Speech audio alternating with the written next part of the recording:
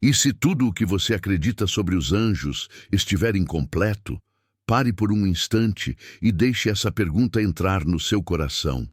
Nós crescemos ouvindo que os anjos são seres de luz, protetores, mensageiros do bem. Mas e se alguns deles não seguiram esse caminho? E se alguns, ao invés de guardiões, se tornaram corruptores? E se houve uma rebelião silenciosa, tão profunda, que mudou o destino da humanidade? Você sente no fundo da alma que existe algo que nunca foi totalmente explicado, algo que foi varrido para debaixo dos altares, algo que foi omitido dos púlpitos. E um homem, apenas um, viu tudo isso acontecer e registrou cada detalhe para gerações futuras. Ele caminhou não apenas sobre a terra, mas entre dimensões. Ele ouviu vozes que poucos humanos ouviram. Ele testemunhou cenas proibidas, segredos que não foram revelados a reis nem a sacerdotes. Talvez você esteja aqui por curiosidade, talvez por fé, ou talvez porque algo dentro de você sabe que há mais na história da criação do que foi ensinado. Hoje, nós abriremos uma porta que muitos prefeririam manter fechada. Uma porta que revela a parte esquecida da história espiritual do mundo, aquela que envolve a queda dos anjos e o nascimento de uma linhagem que a própria terra não pôde suportar. Respire fundo. Não encare isto como ficção. Encara como uma viagem, uma descoberta, uma escavação espiritual na memória do cosmos. Existem histórias que se contam, e existem histórias que se carregam dentro de nós. Esta é uma delas. Por que esta revelação importa hoje? Talvez você esteja se perguntando, por que olhar para um relato tão antigo? Por que revisitar uma história que aconteceu antes do dilúvio? Porque os ecos dessa rebelião ainda ressoam hoje. A história dos anjos caídos não é apenas sobre seres poderosos que transgrediram. É sobre limites, é sobre corrupção que nasce aos poucos. É sobre um conhecimento que foi concedido a apenas alguns e depois selado. Você percebe que vivemos em uma época em que ideias, tecnologias e influências parecem ir além do que a humanidade deveria saber. Sentimos que algo está acelerando, que há um despertar de interesses espirituais e também de sombras espirituais. Enoque testemunhou a transgressão original, não apenas a desobediência, mas a contaminação do propósito. E o que aconteceu naquele tempo não terminou naquela época. A influência daquilo continua. A humanidade ainda luta com as mesmas tentações, o desejo pelo proibido, a atração pelo conhecimento oculto, a busca por poder e controle. Quando falamos dos anjos caídos, não falamos de criaturas irrelevantes do passado. Falamos de forças que ainda atuam hoje, forças que se movem discretamente através de pensamentos, ideologias, desejos. Instituições, teologias e tradições tentaram silenciar essa parte da história. Pergunte-se por quê. Por que esse livro foi excluído? Por que esse relato foi deixado fora da Bíblia canônica? Por que tantas referências a ele existem no Novo Testamento, mas o texto original foi suprimido? Não é coincidência. Imagine um conhecimento tão perturbador que precisou ser escondido. Imagine verdades que poderiam abalar a compreensão comum sobre o divino. Imagine se certas narrativas religiosas fossem simplificadas para evitar perguntas que levariam a revelações desconfortáveis. Você acha que isso não acontece? A história humana está cheia de censuras, manipulações e lacunas. Quando olhamos ao redor hoje, guerras que não cessam, ambições desmedidas, manipulação da verdade, idolatria do poder, percebemos que o mundo de Enoque nunca desapareceu. Ele apenas mudou de máscara.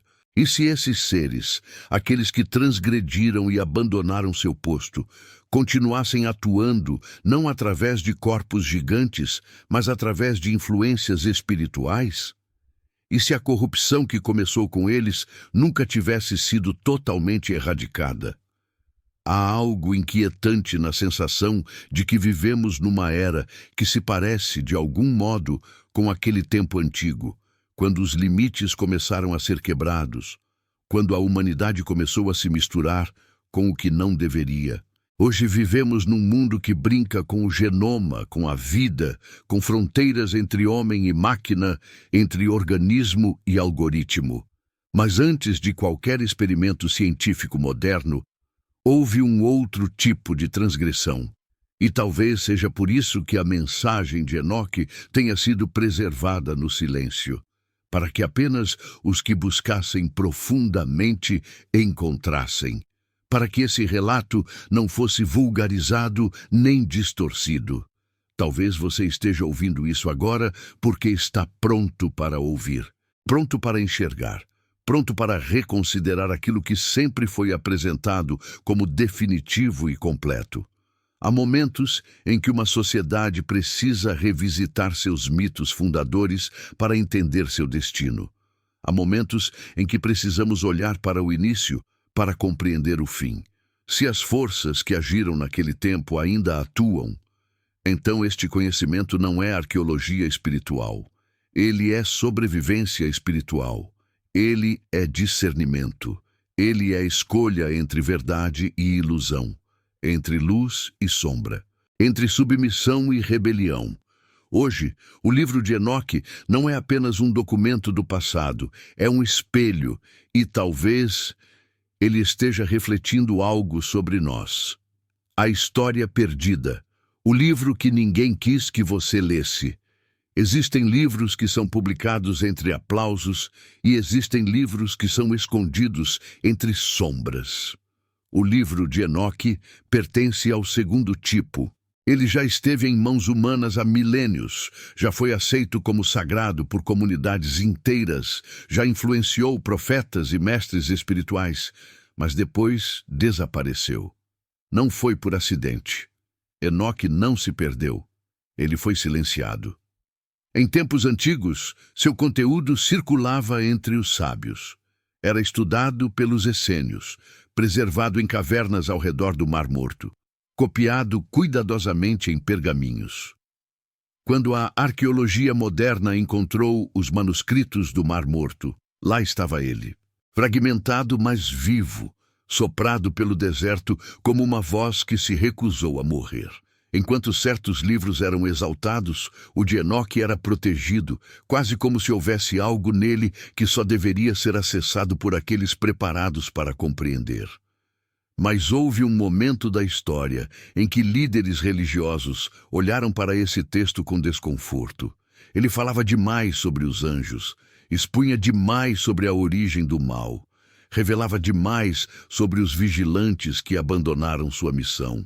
Esse conhecimento mudava a forma de compreender a queda espiritual e o fluxo da corrupção na humanidade. E assim, pouco a pouco, o livro foi sendo excluído. Algumas tradições o rejeitaram, outras o removeram, algumas o ignoraram, outras o condenaram ao esquecimento. Ele deixou de ser lido, deixou de ser ensinado, deixou de ser citado. Mas pergunte-se, se o livro de Enoque fosse irrelevante, por que tanta preocupação em escondê-lo? Se fosse apenas um relato fantasioso, por que tantas culturas o preservaram em segredo? Porque ele contém algo que mexe com as estruturas do entendimento espiritual. Algo que não poderia ser facilmente domesticado pela teologia tradicional. Algo que tocava profundidades que causavam desconforto. Na Etiópia, porém, ele nunca desapareceu. Lá, ele permaneceu como parte do cânone sagrado. Lá sua voz nunca foi interrompida. Nas igrejas etíopes antigas, Enoque ainda é lido como um testemunho legítimo. O que isso revela? Que foi a escolha humana, não a vontade divina, que o retirou de tantas Bíblias. Que houve um filtro histórico, que houve edição, que houve silenciamento. Quando os manuscritos do Mar Morto foram descobertos em 1947, a história começou a se desfazer. De repente, aquilo que muitos diziam ser apócrifo demais, fantasioso demais, não confiável, reapareceu com autenticidade histórica real. Ali estavam fragmentos antigos, preservados por mais de 2000 anos, confirmando que o texto já existia antes de Cristo, antes dos apóstolos, antes da formação do cânone bíblico, e não apenas existia, influenciava. Você começa a perceber que a história oficial nem sempre é a história verdadeira. Há verdades que dormem nas cavernas, enquanto versões confortáveis circulam nos púlpitos. Há verdades que sobrevivem no silêncio, enquanto discursos formais tentam apagá-las. Enoque nunca desapareceu realmente. Ele permaneceu esperando que tivéssemos maturidade espiritual para encará-lo, esperando que buscássemos respostas que vão além do que foi entregue pronto, esperando que ousássemos perguntar o que mais nos foi escondido. E talvez o mais curioso seja isto: o livro de Enoque é citado na própria Bíblia. Judas, no Novo Testamento, repete palavras atribuídas a ele. Isso significa que, no tempo de Jesus, o testemunho de Enoque era conhecido, respeitado e referenciado. Ou seja, não estamos lidando com uma curiosidade marginal, mas com um texto que moldou o imaginário espiritual de gerações antigas. A pergunta que fica é: por que nós paramos de ouvi-lo? Quem decidiu isso por nós? E o que acontece quando recuperamos essa voz? Talvez hoje você esteja ouvindo algo que nunca te contaram. Talvez hoje seja o dia em que a história proibida volta a respirar. Os vigilantes, quem eles realmente eram.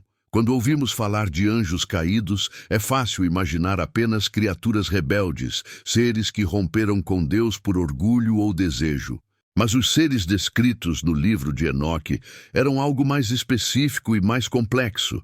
Eles eram chamados de vigilantes. Não eram anjos comuns. Eles tinham uma função. Eles tinham uma responsabilidade. Eles estavam aqui com um propósito. Foram enviados para observar a humanidade, para orientar, para proteger. E foi justamente essa proximidade com os homens que abriu a porta para a queda. Tente imaginar isso de forma humana, quase emocional. Seres que contemplavam a eternidade, agora olhavam para a fragilidade humana. Seres que viviam em luz absoluta, agora experimentavam a curiosidade pelo mundo material. Eles viram o homem crescer, trabalhar, construir, amar, errar. E nessa convivência, algo neles começou a mudar. Não foi uma rebelião explosiva, mas gradual. Primeiro um olhar, depois uma atração, depois um desejo, até que o limite se rompeu. Teologicamente, eles representavam seres celestiais que não guardaram seu estado original, como diz Judas 1:6. Espiritualmente, eram instrutores que deveriam ensinar sabedoria e temperança, mas acabaram transmitindo conhecimento que não era devido. E aqui surge algo essencial. Eles não trouxeram apenas a mistura genética que gerou os Néfilim. Trouxeram também uma mistura de saberes. Revelaram encantamentos, manipulação de metais, cosméticos sedutores, armas avançadas para sua época. Eles introduziram um tipo de conhecimento que a humanidade não estava preparada para manejar sem corrupção. Mas olhe isso sob um ângulo simbólico. Os vigilantes representam o momento em que a inteligência se desconecta da sabedoria. Quando o saber se separa da ética. Quando a tecnologia ultrapassa a moral. Quando a curiosidade passa a ignorar consequências. Não parece familiar ao nosso tempo? Talvez a queda deles seja um espelho da nossa própria inclinação. Saber demais, mas entender de menos. Agora, veja sob uma perspectiva psicológica espiritual. Os vigilantes encarnam a tentação do ser superior em experimentar a vulnerabilidade do ser inferior. Representam o perigo da transgressão de identidade. Eles foram criados para habitar no plano celestial, mas desejaram a experiência carnal. É como se a fronteira entre espírito e carne tivesse sido violada pela primeira vez. Uma quebra no tecido espiritual da criação. Por isso, O livro de Enoque os trata com um tipo de tristeza, não apenas como traidores, mas como seres que caíram pela incapacidade de dominar seus impulsos. Eles não odiavam a Deus. Eles se afastaram por desejo. A queda deles foi uma paixão que perdeu o controle. Mas existe ainda uma interpretação que poucos conhecem. Alguns mestres antigos viam os vigilantes como seres que simbolizam o conhecimento que chega antes do tempo certo, como sementes lançadas em solo imaturo, como luz derramada sobre olhos que ainda não estão prontos para ver. Talvez o problema não tenha sido o conhecimento em si, mas o momento em que ele foi dado. E aqui está a parte mais sensível. Talvez esses seres não tenham sido os únicos a cair. Talvez outros tenham seguido caminhos semelhantes ao longo da história. Talvez existam influências espirituais que repetem o padrão: oferecer acesso ao proibido, despertar o fascínio pelo oculto, plantar o desejo pelo que está acima ou além. Você começa a perceber que o drama dos vigilantes não é apenas um evento distante. Ele é quase um arquétipo do risco da proximidade entre o humano e o celestial, entre o permitido e o além do permitido, entre o que foi ordenado e o que foi desejado. Quando o homem se desvia por orgulho, chamamos de pecado. Quando um anjo se desvia por desejo, chamamos de queda. E talvez ambos sejam movimentos na mesma direção: distanciar-se da ordem que preserva o equilíbrio da criação. O Monte do Pacto, o que realmente aconteceu em Hermon. Há lugares no mundo que carregam uma memória espiritual. Montanhas que não são apenas montes de pedra, mas pontos de encontro entre o céu e a terra.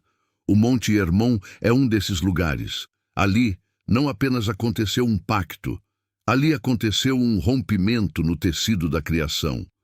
Localizado no extremo norte da antiga Israel, Hermon sempre foi visto como uma montanha sagrada, quase inacessível, envolta em neblina e mistério. Povos antigos acreditavam que certos cumes eram pontos de contato entre dimensões. Hermon era um desses pontos. Foi ali que os vigilantes desceram. Não como fantasmas ou sombras, mas como seres radiantes, luminosos, visíveis, impactantes. Eles não se esconderam. Eles escolheram um lugar alto para declarar sua escolha. Sair de seu posto e se comprometer com algo novo e perigoso. Imagine a cena: uma montanha silenciosa, o vento frio cortando a pele, o cair da noite, as estrelas como testemunhas. E então, cerca de 200 seres celestiais aparecem, liderados por um chamado Semiasa. Ele não exigiu, ele perguntou. Não coagiu, ele propôs. Semiasa teria dito, de acordo com o livro de Enoque, que cada um deveria se comprometer com o pacto, jurando sob maldição, para que nenhum voltasse atrás. E então, um por um, eles concordaram. Ali, sobre aquela montanha, nasceu o juramento proibido.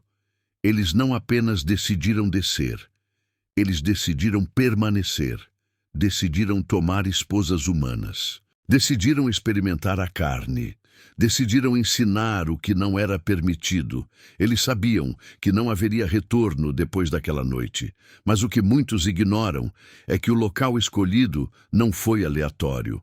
Os povos semíticos antigos viam Hermon como uma porta vertical, uma espécie de eixo espiritual, um lugar onde o céu descia e a terra subia. Era uma escada invisível entre mundos. Eles escolheram Hermon como alguém que escolhe a fronteira para cruzar. Foi a primeira transgressão geográfica da história espiritual humana.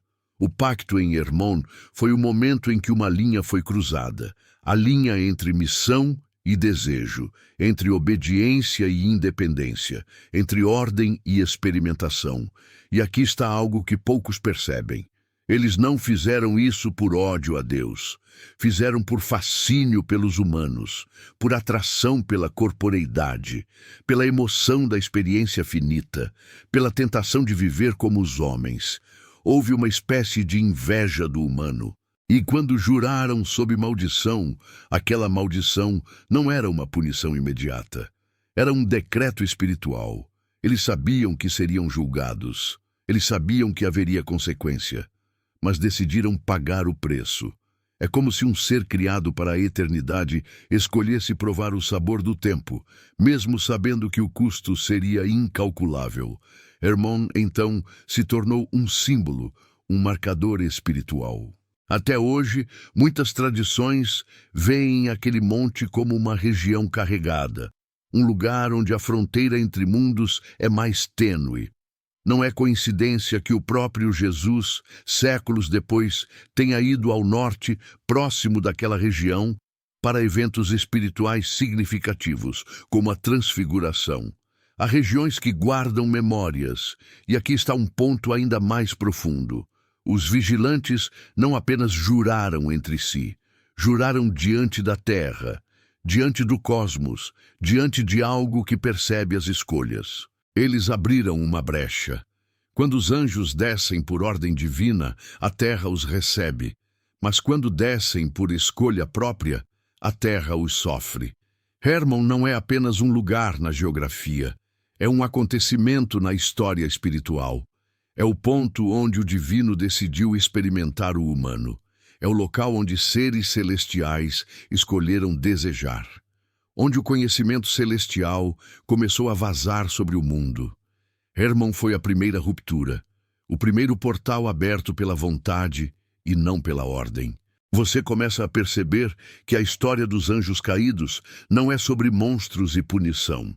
É sobre desejo e consequência, sobre seres que escolheram descer, sobre uma montanha que foi testemunha, sobre uma noite que mudou tudo. A transgressão genética. Os nefilins como hibridação proibida. Quando os vigilantes decidiram tomar esposas humanas, eles não apenas cruzaram uma fronteira espiritual, eles cruzaram uma fronteira biológica. O que nasceu dessa união foi algo que o mundo nunca tinha visto antes. Criaturas que não pertenciam ao céu e não pertenciam totalmente à terra. Seres híbridos, os nefilins. O livro de Enoque descreve o nascimento desses gigantes não apenas como algo extraordinário, mas como algo que rapidamente saiu de controle. Eles não eram apenas fisicamente imensos, eram vorazes. A humanidade os viu primeiro com admiração, depois com terror. Imagine aquilo. Homens comuns, olhando para seres com altura descomunal, força inigualável, beleza incomum, inteligência surpreendente. Os nefilins não eram monstros primitivos. Eles eram sofisticados, dominantes, persuasivos. Eles tinham uma mistura de poder espiritual e presença material. Eles eram filhos de duas naturezas que nunca deveriam ter sido unidas. Essa é a essência da transgressão. Não foi apenas carnal, foi ontológica. O próprio tipo da criação foi violado. Na ordem divina original, tudo tinha seu lugar. Plantas produziam do seu tipo, animais geravam do seu tipo. O ser humano se multiplicava segundo o seu tipo. Mas quando os vigilantes introduziram sua essência espiritual no genoma humano, algo novo e perigoso surgiu. Uma linhagem que não tinha precedente nem destino. Algo que não tinha lugar definido na criação. Algo que era ao mesmo tempo superior e instável. Majestoso e destrutivo. E aqui é preciso observar algo. No início, a humanidade talvez tenha se sentido privilegiada. Afinal, quem não se encantaria com seres tão extraordinários? Havia fascinação, havia curiosidade, havia até veneração. Mas a natureza dos nefilins logo mostrou sua verdadeira face. A fome deles era desproporcional. Eles consumiam tudo. Deviam comer como quem tenta preencher um vazio impossível de preencher.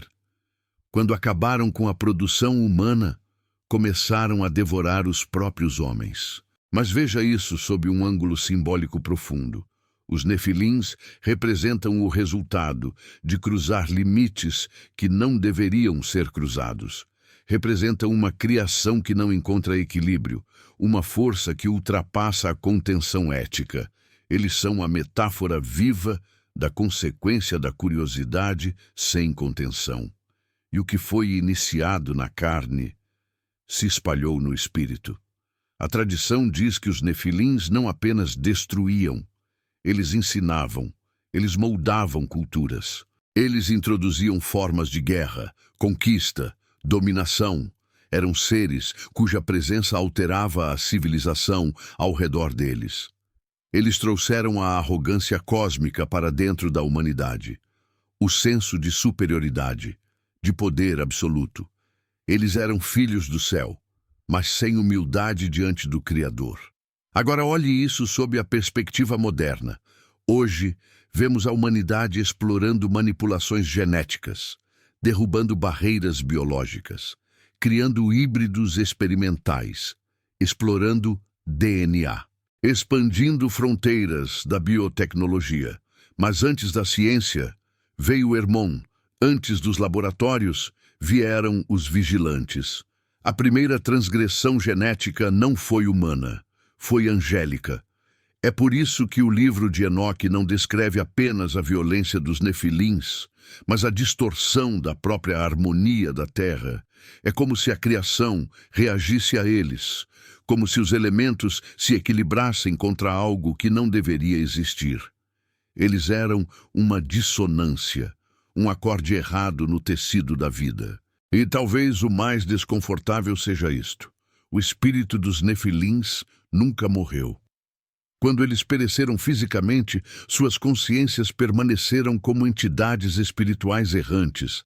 Esse detalhe chocante aparece tanto em Enoque quanto em tradições posteriores. O corpo ruiu, mas a essência permaneceu, como se a natureza híbrida deles os impedisse de serem recebidos nem no céu, nem na morte comum. Essa é a marca da transgressão, um ser sem destino, uma vida sem lugar, um espírito sem repouso. A lição dos nefilins não é apenas sobre gigantes, é sobre o que acontece quando o homem brinca com o proibido, ou quando o proibido visita o homem e ele não recusa. A verdadeira natureza dos gigantes, além do tamanho físico.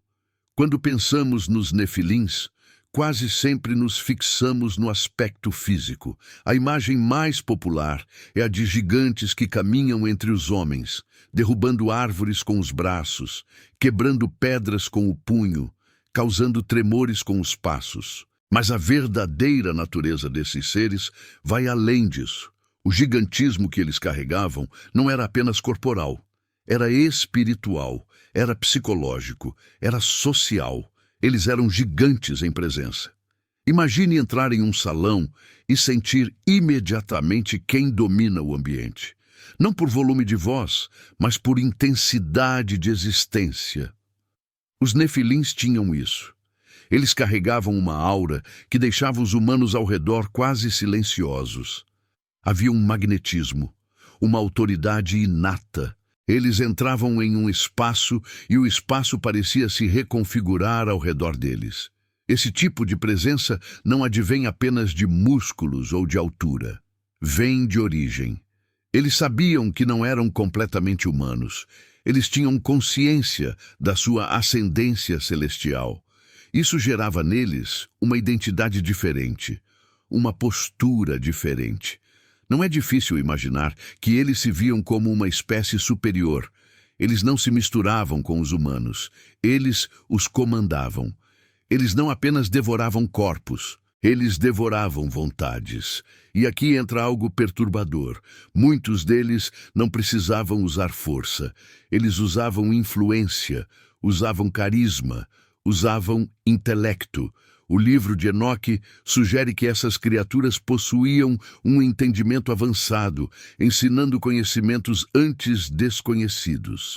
Eles introduziram armas, encantamentos, tecnologias rudimentares de guerra e sedução. Isso significa que sua grandeza não estava somente nos ossos, estava também na mente. Considere isso. Se a humanidade daquela época era simples, agrícola, comunitária, E, de repente, se vê diante de seres que dominam metalurgia, táticas de combate, manipulação de substâncias e fórmulas ocultas. Esses seres se tornam figuras de autoridade natural. Eles eram vistos como semideuses, como emissários do céu, como aqueles que sabiam mais. Mas, no fundo, a raiz do gigantismo dos nefilins era algo mais obscuro. Eles eram gigantes em orgulho, gigantes em arrogância, gigantes em excesso. Nada neles reconhecia limite. Eles não tinham o senso de contenção que acompanha a humildade humana. Eles não tinham a reverência que acompanha a espiritualidade verdadeira. Eles tinham poder, mas não tinham disciplina. Tinham conhecimento, mas não tinham sabedoria. Tinham força, mas não tinham compaixão. E isso os tornava perigosos em todos os sentidos. Do ponto de vista espiritual, eles representavam o desequilíbrio extremo. Eram seres que não se encaixavam no fluxo natural da criação. Os animais caçam por instinto. Os homens lutam por necessidade. Os anjos obedecem por natureza. Os nefilins dominavam por impulso. Existiam para consumir. Não eram receptores da vida. Eram predadores da vida.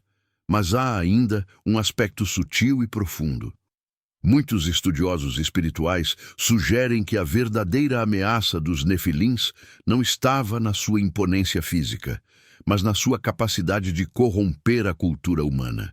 Eles não apenas destruíam corpos, eles distorciam valores. Inspiravam culto ao poder, culto à força, culto ao próprio sangue. O que antes era simplicidade tornou-se ambição. O que antes era comunidade tornou-se hierarquia brutal. O que antes era reverência ao Criador tornou-se reverência aos filhos do céu.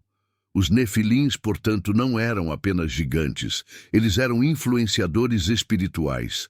Eram catalisadores de um novo ethos humano. A humanidade começou a mudar diante deles. Começou a admirá-los, a imitá-los, a competir com eles. Isso foi a verdadeira devastação. O corpo humano pode morrer, mas a cultura humana pode se contaminar e sobreviver. Hoje, quando alguém olha para esse relato com simplicidade e diz: "Ah, eram apenas gigantes muito grandes", está perdendo a essência.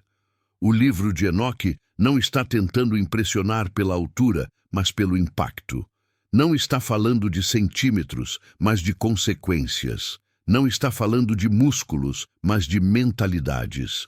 O gigante verdadeiro é aquele que se coloca acima dos outros. Aquele que subjuga, aquele que intimida, aquele que quer ocupar o lugar de Deus no coração humano.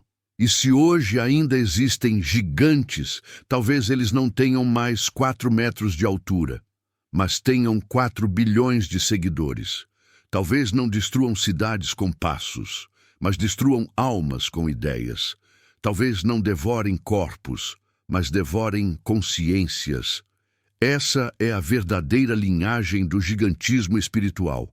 A corrupção que inspira dominação, a sedução do poder absoluto, a tentação da supremacia, o clamor da terra, um julgamento cósmico. Há um momento no livro de Enoque que quase sempre passa despercebido, mas que revela algo grandioso. A terra clamou. Não foi apenas a humanidade que sofreu sob o peso da presença dos nefilins. Foi a própria criação que gemeu. É como se os rios, as árvores, os campos, as montanhas tivessem sentido a ruptura. A ordem da vida foi violentada. Os nefilins eram contra a natureza, e a natureza respondeu. Pense nisso como uma linguagem silenciosa.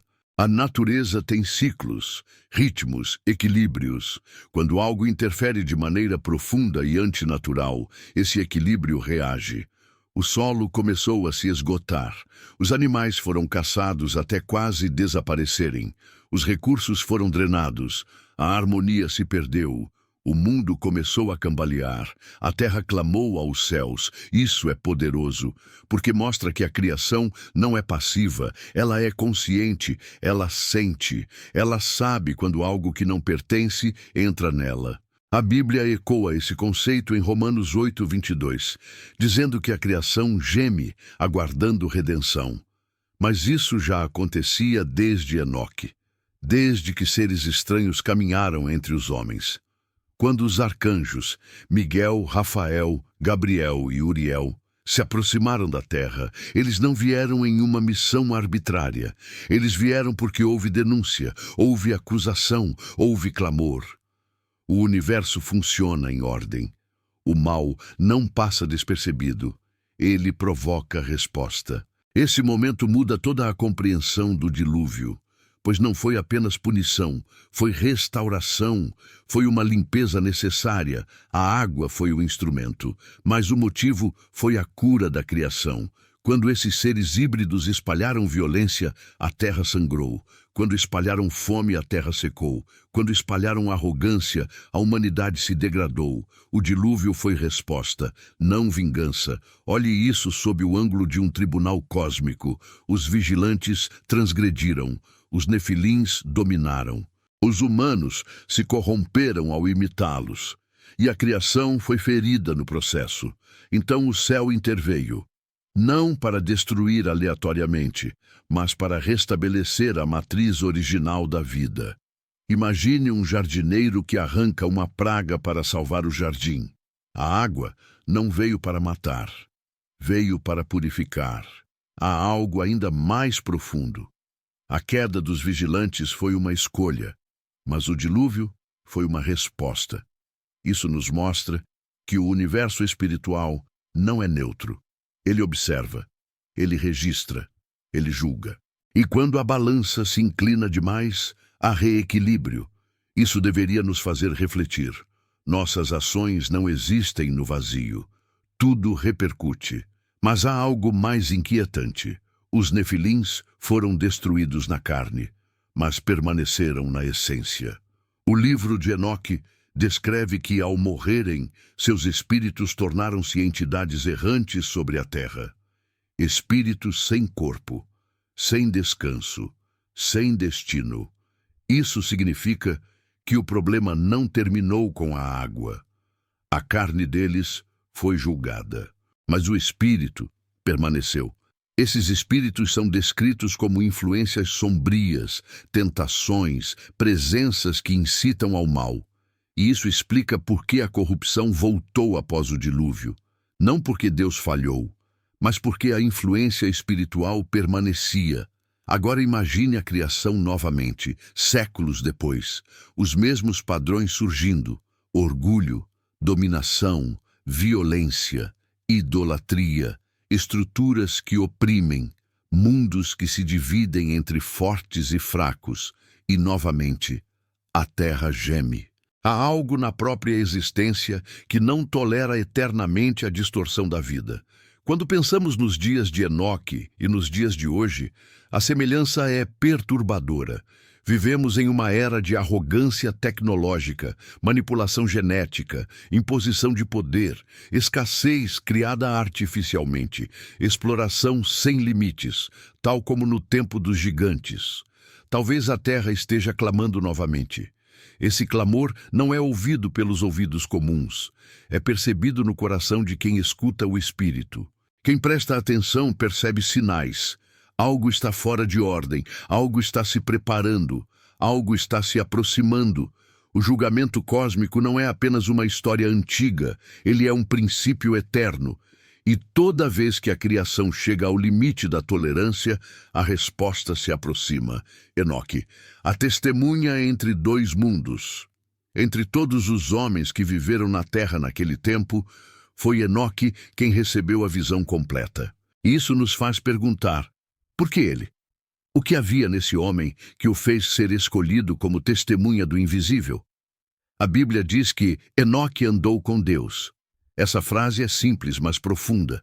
Não diz que ele construiu templos, não diz que criou leis, não diz que governou nações. Diz apenas que ele caminhou com Deus. E caminhar com alguém é compartilhar intimidade, é ouvir a voz, é aprender o ritmo. Imagine um homem que buscava silêncio para ouvir algo além do próprio pensamento. Um homem que olhava para o céu, não como quem observa estrelas, mas como quem procura respostas. Enoque vivia na terra, mas seu coração vivia no alto. Ele não era perfeito, era humano, mas tinha um espírito aberto, um coração disposto, uma mente limpa da arrogância que fascinava os homens daquela era. Quando a corrupção se espalhou pela humanidade e os nefilins começaram a dominar, Enoque não se deixou seduzir. Ele não se ajoelhou diante do poder. Ele não buscou o conhecimento proibido. Ele caminhou na direção oposta. Enquanto muitos se encantavam pelos gigantes, Enoque se encantava pelo eterno. Enquanto muitos buscavam aprender armas e encantamentos, Enoque buscava compreender a vontade de Deus. Enquanto o mundo se agitava com o movimento, ele se mantinha silencioso para ouvir o invisível. E é justamente por isso que ele foi escolhido. Porque o céu não revela segredos aos barulhentos. Ele revela aos atentos. Deus não chamou reis, nem guerreiros, nem sábios do mundo. Ele chamou um caminhante solitário. Enoque viu o que ninguém viu, porque estava disposto a ver o que ninguém estava disposto a olhar. Quando os vigilantes caíram e os nefilins tomaram a terra, Enoque se tornou um ponto de intersecção. Ele não pertencia ao céu, mas também não pertencia totalmente à terra. Ele era um limiar, um mensageiro, um escriba. Ele foi levado aos céus não para ser impressionado, mas para ser instruído. Ele ouviu dos anjos o que estava escondido. Ele viu câmaras espirituais. Ele viu o armazenamento de ventos e relâmpagos. Ele viu o curso secreto das estrelas. Ele viu lugares que nenhum ser humano havia pisado. E então, ele foi enviado de volta com uma tarefa: registrar. Essa é talvez a parte mais profunda da sua missão. Deus não lhe mostrou para que ele apenas contemplasse, mostrou para que transmitisse. Enoque se tornou escriba da verdade divina. Ele escreveu não para seu tempo, mas para tempos futuros. Ele escreveu para nós, para uma geração distante, para um mundo que talvez precisasse dessas revelações mais do que aquela era. Agora imagine a carga emocional de carregar segredos celestiais dentro de um corpo humano. Enoque viu a gravidade da queda dos vigilantes, viu o destino dos nefilins, viu o julgamento que viria com o dilúvio, viu o suspiro da criação clamando. E ele teve que caminhar entre os homens, sabendo que eles viviam à beira de uma sentença. Imagine conversar com pessoas que não têm ideia do que está prestes a acontecer. Imagine suportar um conhecimento que não pode ser explicado, apenas escrito. E aqui há um ponto essencial. Enoque não tentou convencer os arrogantes, não tentou debater com os gigantes, não tentou disputar com os vigilantes. Ele escreveu: porque a escrita permanece quando a voz fracassa. Ele compreendeu que a verdade às vezes não deve ser empurrada contra o ouvido, mas deixada como testemunho para quem quiser ler. Por isso, a história de Enoque termina de forma única. Ele não morreu. Ele foi levado. Ele ultrapassou a porta final. Ele passou do reino dos homens para o reino dos anjos. Seu corpo não conheceu a decomposição. Sua carne não voltou ao pó. Ele foi transfigurado em luz antes do destino comum da humanidade. Seu desaparecimento não foi trágico, foi triunfo. Enoque foi a primeira prova de que a caminhada com Deus pode alterar o destino da morte. Ele foi o primeiro homem que experimentou o que Jesus mais tarde confirmaria com a ressurreição. Ele é o exemplo do que acontece quando alguém caminha tão perto do Criador que a morte não encontra espaço. Enoque foi testemunha entre dois mundos, entre o caos e a ordem, entre a corrupção e a pureza, entre a queda dos anjos e a esperança dos homens. Ele não foi escolhido pela força, foi escolhido pela intimidade, e essa é a maior lição. Deus não se revela aos poderosos, mas aos próximos. E o que restou deles? Onde estão os vigilantes e os nefilins hoje? Depois que os nefilins foram destruídos fisicamente pelo dilúvio, seria fácil imaginar que tudo terminou ali, que a história acabou, que os gigantes foram apagados da existência. Mas o livro de Enoque nos conta algo inesperado, algo que muda completamente a compreensão do mundo espiritual ao nosso redor. Diz ele que os corpos dos nefilins morreram, mas seus espíritos não. Eles se tornaram entidades errantes, espíritos sem corpo, inteligências sem lar, consciência sem repouso. Isso significa que enquanto os vigilantes foram aprisionados, encarcerados em regiões espirituais até o julgamento final, os filhos deles permaneceram na terra, invisíveis, mas ativos. Sem carne, mas com intenção. Sem ossos, mas com influência. Eles não podiam mais dominar fisicamente, então passaram a agir de outra forma, por influência espiritual, psicológica e moral. Observe o mundo moderno e veja os padrões. Ideias que inspiram arrogância. Sistemas que alimentam violência. Corrupções que transcendem lógica. Sedução pelo poder absoluto. Desprezo pela vida. Desumanização. Tudo isso ecoa uma mentalidade antiga, a mentalidade dos nefilins. A ideia de que o mais forte domina, de que o mais esperto manipula, de que o mais implacável vence. Não é por acaso que tantas culturas falam de espíritos malignos, de entidades que incitam, que sussurram, que empurram o homem para o excesso e para a degradação. Esses espíritos procuram corpos para habitar? Alguns textos sugerem que sim. Procuram mentes para influenciar? Com certeza. Procuram sistemas para perverter? Sempre. Seu objetivo não é a destruição imediata, mas a distorção gradual. Eles inspiram ideias, espalham desordem, cultivam idolatria ao eu. Eles desprezam a humildade.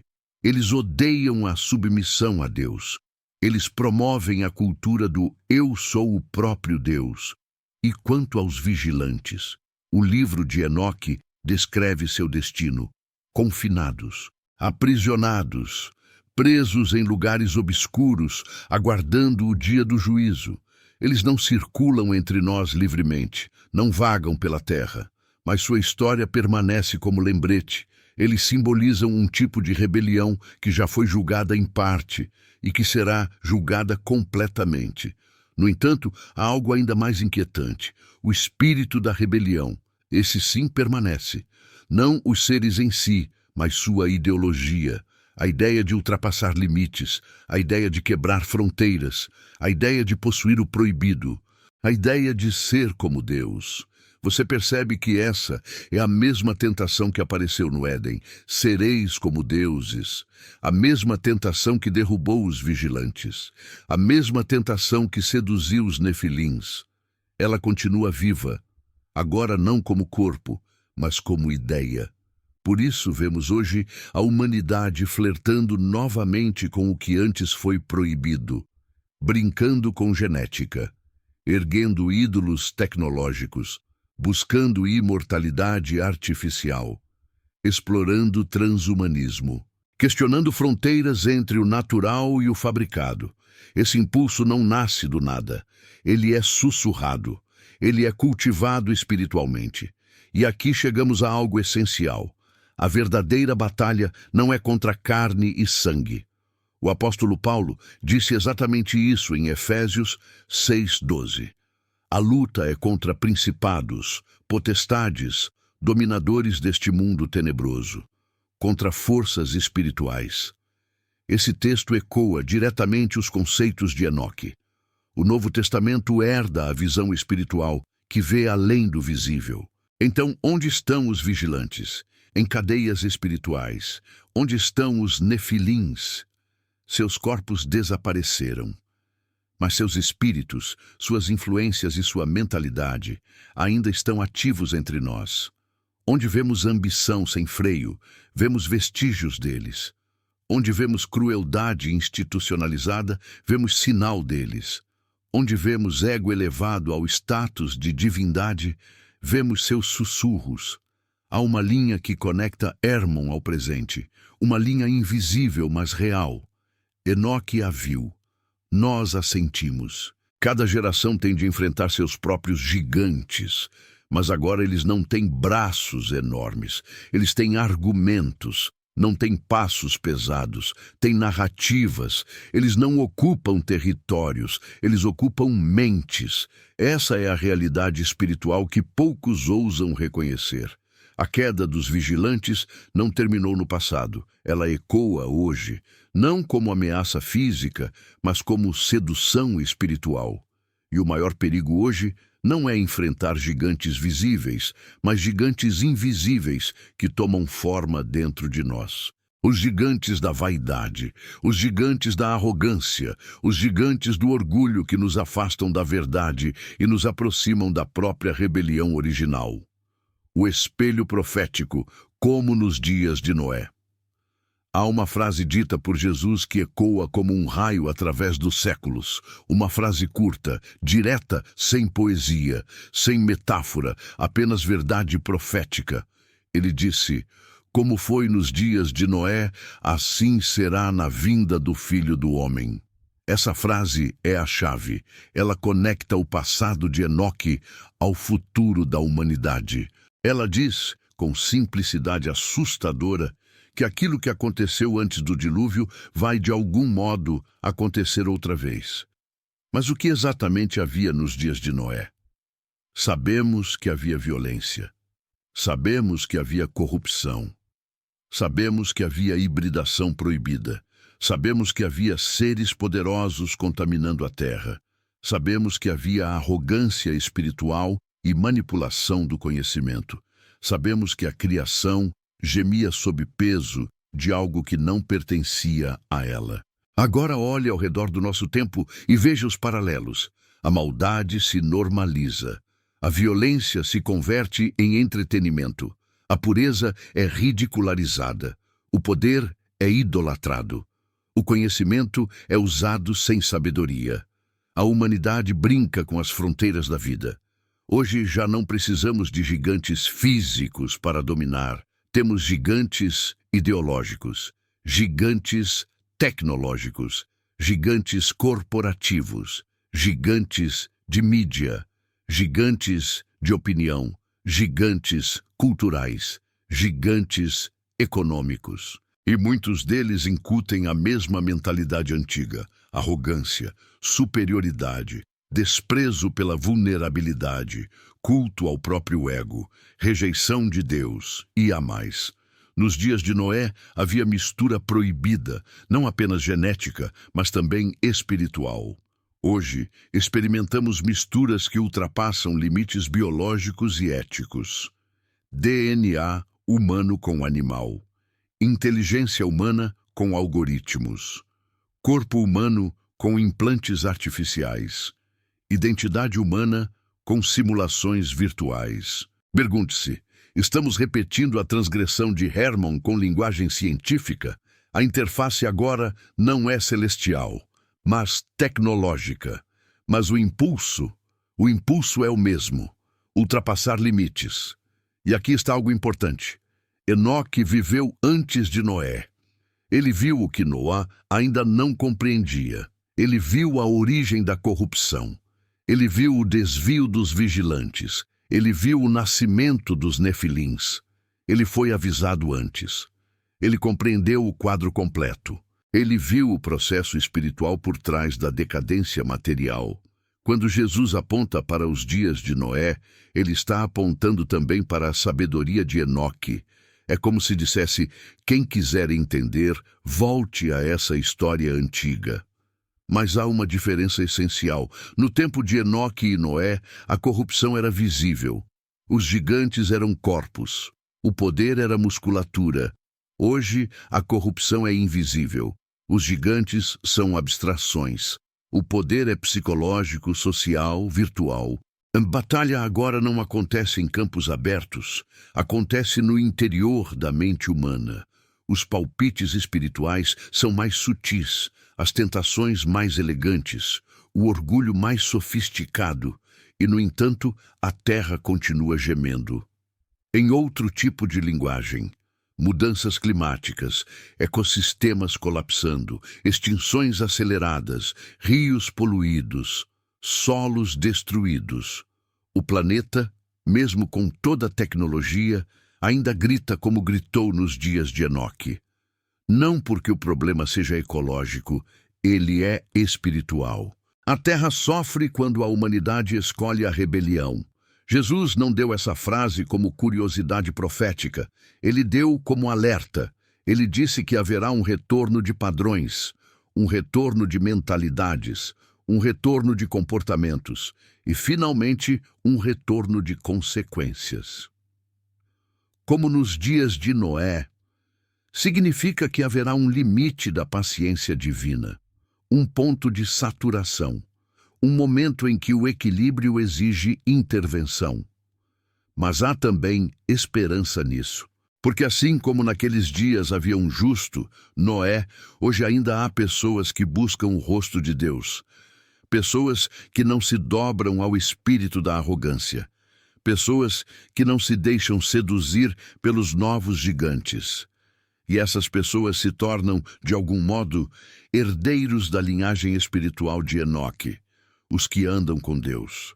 A profecia de Jesus não foi dada para gerar medo, mas para gerar despertar, para abrir olhos, para reacender discernimento, para lembrar que há padrões invisíveis repetindo-se em ciclos.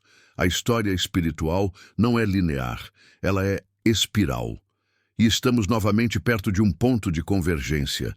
Há quem ouça essa mensagem como história, há quem ouça como mito, mas há aqueles que escutam como chamado. E se você está aqui, talvez faça parte desses últimos. Chegamos ao ponto final desta jornada.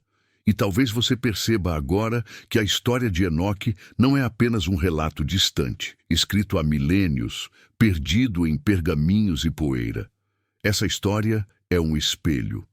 Ela revela mais sobre nós do que sobre os anjos. Ela mostra mais sobre o coração humano do que sobre os vigilantes. Ela nos lembra que a criação inteira está em um movimento constante entre corrupção e restauração, e que nós fazemos parte desse movimento. O que aconteceu com os vigilantes foi consequência de desejos sem limite. O que aconteceu com os nefilins foi fruto de identidade sem pertencimento. O que aconteceu com a terra foi resultado de abuso sem responsabilidade. E o que aconteceu com Enoque foi a resposta divina a um homem que escolheu o caminho inverso. Enquanto os outros buscavam dominar, ele buscava compreender. Enquanto outros queriam poder, ele queria presença. Enquanto os gigantes geravam ruído, Enoque cultivava silêncio. No fim das contas, a pergunta que fica não é sobre anjos caídos, é sobre nós. O que estamos cultivando dentro de nós? Estamos alimentando gigantes invisíveis? Estamos repetindo a rebelião em outras formas? Estamos nos seduzindo com conhecimentos que ignoram a ética? Estamos buscando poder sem submissão? Estamos tentando crescer sem humildade? Cada geração enfrenta gigantes, mas o maior deles sempre esteve dentro da alma humana, o orgulho. Veja como Enoque venceu, não pela força, não pela erudição, não por influência. Ele venceu pela proximidade com Deus. Ele andou com ele. Ele se afinou com o ritmo divino. Ele ouviu antes de agir. Ele se curvou antes de perguntar. Ele confiou antes de entender. E essa caminhada íntima o protegeu de cair na mesma espiral que derrubou os vigilantes. Você não precisa ver anjos. Não precisa decifrar estrelas. Não precisa ter visões. Para caminhar com Deus, basta um coração disposto, uma mente aberta, uma vida alinhada ao que é puro, ao que é justo, ao que é verdadeiro. A maior batalha espiritual não acontece no céu, acontece dentro de nós. Os vigilantes caíram porque trouxeram o céu para dentro da carne. Os homens caem quando tentam tirar Deus do coração e colocar o próprio ego no trono. Hoje você ouviu uma história antiga, uma história proibida, uma história que foi silenciada, mas ela encontrou você. E talvez tenha encontrado porque seu espírito está pronto, porque sua alma está despertando. Talvez agora você compreenda algo. Não há segredos espirituais reservados apenas para alguns. Há revelações acessíveis a quem realmente busca. Assim como os segredos do universo foram mostrados a Enoque, os segredos do seu próprio coração serão revelados a você quando você caminhar com Deus. A jornada de Enoque não terminou com ele sendo levado. Ela continua aqui. Continua em todos aqueles que escolhem olhar para o céu com reverência e para a terra com responsabilidade. Em todos os que entendem que poder não é domínio, é serviço. Que conhecimento não é arma, é luz. Que grandeza não é superioridade, é humildade. E talvez você esteja sentindo algo agora. Uma inquietação suave, uma consciência despertando, uma voz interior chamando. Não ignore isso. Há momentos na vida em que Deus fala não com trovões, mas com murmúrios no espírito. E quando Ele chama, é porque quer caminhar com você. Quer que você seja alguém como Enoque, não alguém que viu tudo, mas alguém que andou com Ele. Não importa como você viveu até agora. Não importa o que fez ou deixou de fazer. Não importa se caiu, se errou, se desviou. O convite ainda está aberto. Enquanto houver fôlego, há caminho. Enquanto houver busca, há resposta. Enquanto houver humildade, há revelação. Porque algumas verdades são antigas, mas nunca são irrelevantes. E algumas histórias começam no céu, mas terminam dentro de nós. Antes de encerrarmos, se você sentiu que esta jornada tocou algo dentro de você, se essa história despertou sua mente e seu espírito, eu quero te convidar a continuar caminhando conosco. Inscreva-se no nosso canal e permaneça junto da nossa comunidade de buscadores da verdade. Aqui, exploramos as camadas profundas das Escrituras, as histórias esquecidas, os mistérios ocultos e os sinais que ainda ecoam nos nossos dias. Se você quer continuar descobrindo revelações, entendendo profecias e mergulhando em segredos que atravessam o tempo, clique em inscrever-se e ative as notificações. Este é apenas um capítulo de uma jornada muito maior, que possamos seguir descobrindo e caminhando juntos.